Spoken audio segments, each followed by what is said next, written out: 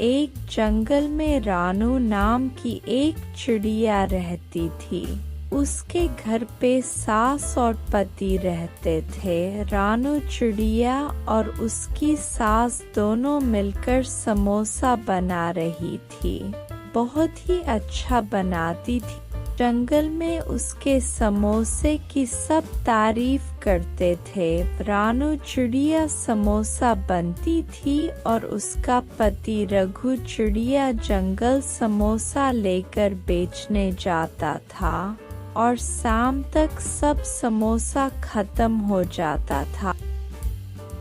रघु भाई, तुम्हारी सब समोसा खत्म हो गए या और भी है? अरे चिक्की, हाँ सब खत्म हो गई है और 2 बचा हुआ है। लेना है क्या?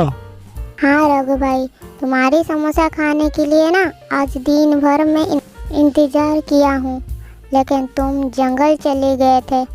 हाँ, जल्दी से मेरे को दे दो। ऐसी तरह वो लोग अपना घर चलाते थे। क्या आज सब समोसा खत्म हो गया? हाँ सब खत्म हो गई है। माँ और तुम दोनों इतना अच्छे से समोसा बनाती हो, सब बोलती है कितना अच्छा समोसा है और सब जल्दी से खत्म हो जाती है। और समोसा इतना ज़्यादा स्वादिष्ट है, सब तुम दोनों की तारीफ करती है। उनकी पड़ोसी कालू कौवा और उसकी पत्नी काली वो दोनों भी समोसा बनाकर बेच रहे थे, लेकिन उसका समोसा कोई भी नहीं आता था खाने के लिए। क्या है, तुम ऐसे गवार की तरह क्यों देख रहे हो? वो रघु चिड़िया बाजार में सब समोसा बेच कर आता है और तुम ऐसे ही लेकर आ जाती हो, एक पैसा भी कमाती नहीं हो।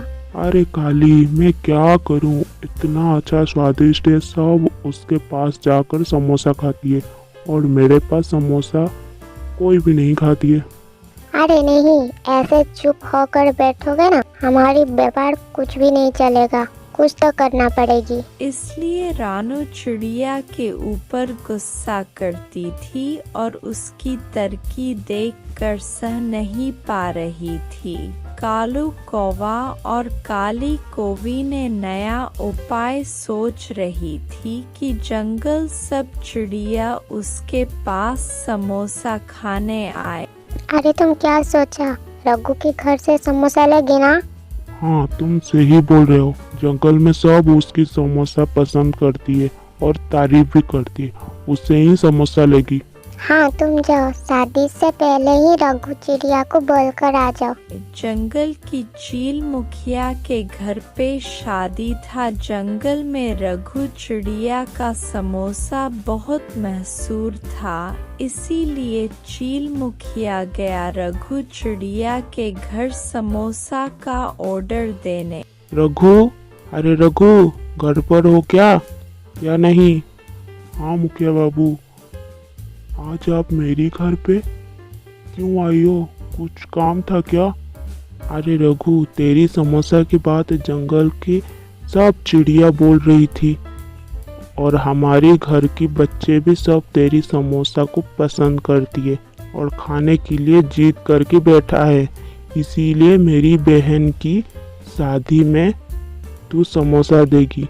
ये ले पैसा रख, शादी के दिन पहुंच जाना। रघु चिड़िया को कितना दिन बाद इतना बड़ा ऑर्डर मिला था, इसलिए वह बहुत खुश था। लेकिन ये सब बात कालू कौवा छुपकर सुन रहा था। पता है, माँ और रानू चिड़िया मुखिया की बहन की शादी है, समोसा लेने के लिए ऑर्डर देकर गई है। थोड़ा ज्यादा ही समोसा बनाना पड़ेगा। तुम जाओ, जाकर सामान लेकर आ जाओ, हम सब मिलकर समोसा बनाने काम शुरू कर देगी। पता है काली, जंगल की मुखिया उनकी बहन की शादी है, समोसा की ऑर्डर लेकर आई थी रघु चिड़िया के पास। इस बार एक अच्छा मौका मिला है। हम ऐसा एक काम करेगी, उसके समोसा खाने पूरी तरह खराब कर देगी और मुखिया उसके ऊपर बहुत गुस्सा करेगी उसके बाद उसकी समोसा कोई भी नहीं खाएगी और हमारी समोसा खाने सब आएगी। हाँ, तुम सही बोल रहे हो। इतना दिन के बाद एक अच्छा मौका मिला है।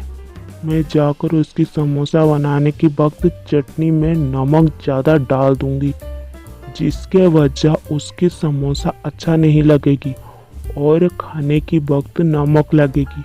एक दिन रानू चिड़िया समोसा बना रही थी। उसकी सास जंगल गई थी। उसी वक्त काली रानी चिड़िया के पास गई। अरे रानू चिड़िया, घर पर हो क्या? रानू चिड़िया, तेरी सास घर पे नहीं है क्या? कहीं पे दिखाई नहीं दे रही है ना। काली बहन, मेरी सास जंगल पे गई है, कुछ काम है, घर पे नहीं है। हाँ रानू चिड़िया, मैं क्या बोल रहा था कि तू मुझे थोड़ा सा चावल देगी, घर पे चावल नहीं है। जब चावल मैं ले लूँगी तेरे को लौटा दूँगी। उसके बाद रानू चिड़िया चावल लेने चली गई और काली कौवी ने उसके समोसे की चटनी में ज्यादा नमक डाल दिया। रानू चिड़िया नमक वाली चटनी से समोसा बना लिया। दूसरे दिन सुबह सब समोसा बनके तैयार हो गए। सुनो, ये समोसा बन गई है। तुम समोसा लेकर चील मुखिया के घर चली जाओ, नहीं तो देर हो जाएगी। हाँ हाँ, मैं तैयार हो रही थी। हाँ ठीक है, तुम मेरे को पहले एक समोसा दो तो मैं देखता हूँ कैसा स्वादिष्ट लग रहा है।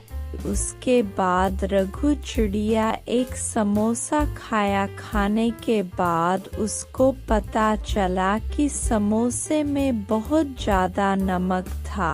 अरे क्या, तुम इतना नमक क्यों डाल दिया? नहीं तो, मैं इतना नमक नहीं डाला हूँ, पता नहीं कैसे हो गई।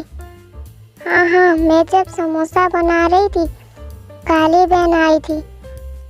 अरे बहू, तू तो बहुत मासूम है, तुझे पता नहीं है क्या काली कितना खराब है। वो ही ऐसा किया है। आज से उसको घर के अंदर आने मत देना।